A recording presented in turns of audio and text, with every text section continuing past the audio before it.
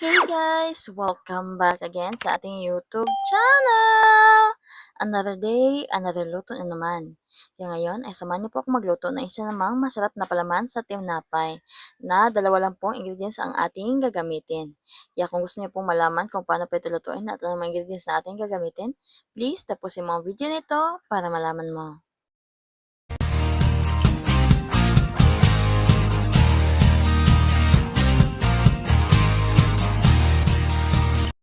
Nahulaan niyo na po ba kung ano po ang lulutuin po natin? Yes guys, magluluto po tayo ngayon ng Milky Marang Spread at sa pagluluto naman po nito ay gagamit po tayo dito ng marang. Ayan, dapat hinog po na marang yung ating gagamitin. Siguro sa iba sa inyo guys ay hindi po gusto itong marang pero ito po talaga ay masarap. Kaya naman sa mga marang lover dyan ay pwede nyo po itong gawin. Masarap po itong pampalaman po sa tinapay. At perfect na perfect po dahil ngayon po ay marang season kaya po madali lang po itong hanapin. Pagkatapos po natin itong mabalatan ay tanggalin na po natin yung kanyang laman o liso dito po sa kanyang pinaka-stem.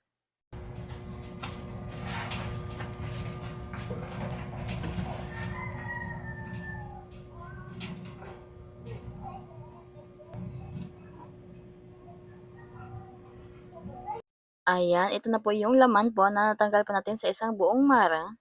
At dito naman po sa part na ito ay paghiwalayin po natin yung kanyang laman at yung kanyang seeds. Yung laman po na nakakover po sa seeds, yun po yung ating gagamitin. Sa pagtanggal naman po ng buto sa laman ay sobrang dali lang. Kailangan mo lang pihitin yung pinakadulo at lalabas na po yung kanyang seeds. At pagkatapos po nating matanggal yung laman sa seeds ay gigilingin po natin ito. Kung meron pa kayong blender dyan ay okay po, blender yung inyong gamitin pero ako wala po kaya ito po yung ating gagamitin. Yung laman po nitong marang ay malambot lang kaya kahit hindi po blender yung ating ginamit kahit ganito lang po ay mapipino pa rin yan. Ayan, ito na po siya guys, napino na po siya kaya lutuin na po natin ito. Ayun, nagpainit na po pala ako dito ng pan at ilagay na po natin yung atin pong giniling po na marang. Lutuin lang po ito hanggang po sa medyo mag-sticky na po siya. At dapat po pala dito ay continuous po ang paghahalo kasi po madali po siyang masunog. Haluin lang po natin ito ng mabuti hanggang po sa ito ay medyo mag-sticky na at mawala na po yung excess water po niya kasi ito pong marang ay medyo matubig po siya. At ang lasa naman po nito, pag naluto na ay medyo may kahawig po siya sa jackfruit spread. Kaya nga nung ito po ay pinatikim ko sa kapatid ko, ay napagkamalan niya talaga itong langka na mas milky daw ang lasa. Kasi nga guys, pag ito po ay naluto na, perang medyo nawawala po yung pagkamarang na amoy niya. Kapag ganito na pong nag-sticky na po siya, ay ilagay na po natin yung ating milk powder. Nasa sa inyo na po kung anong brand po ang gusto niyo pong gamitin.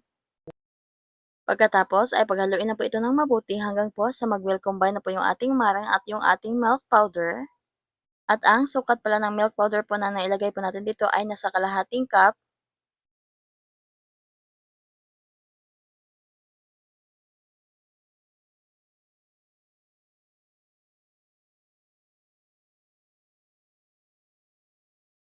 At dapat po ay maayos po natin itong mahalo nang wala na pong buo-buong milk powder na matira.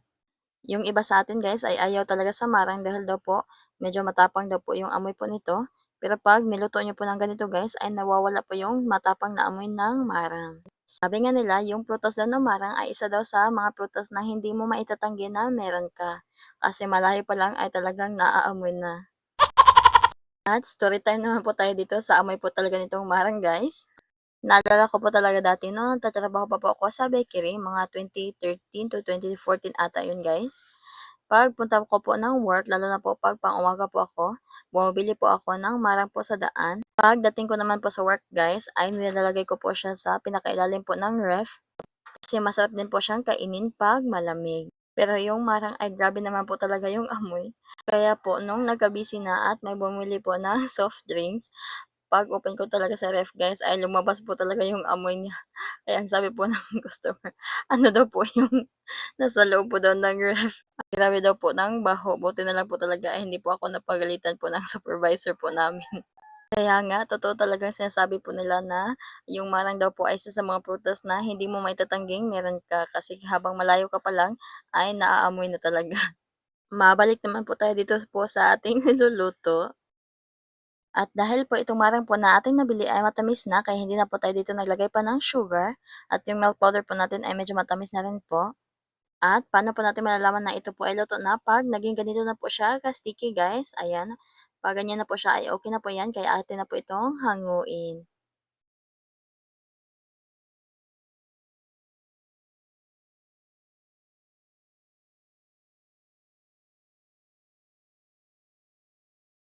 Pinalamig ko nga pala ito ng kaunti guys bago ko po ito i-transfer po sa disposable Tupperware.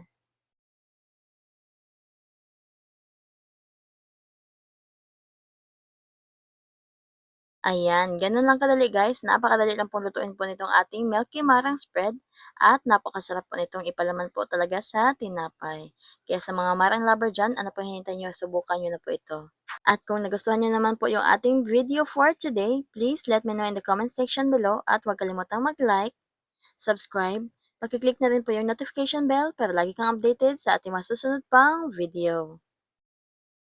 At dahil nga dito po sa amin ngayon ay talagang maulan na maulan, kaya dito po sa part na ito ay nagkape po kami at ito po ay ginamit po namin pang palaman po sa tinapay. Sobrang sarap po talaga nito guys, kaya must try po itong ating recipe for today at madali lang po siyang lutuin. Tapos dalawang ingredients na po ang ating gagamitin. Ayan, luto na po itong ating Milky Marang spread. Kaya ano pa hinintay nyo guys, try nyo na po ito. Kaya yan lang po. Thank you for watching. Bye! God bless!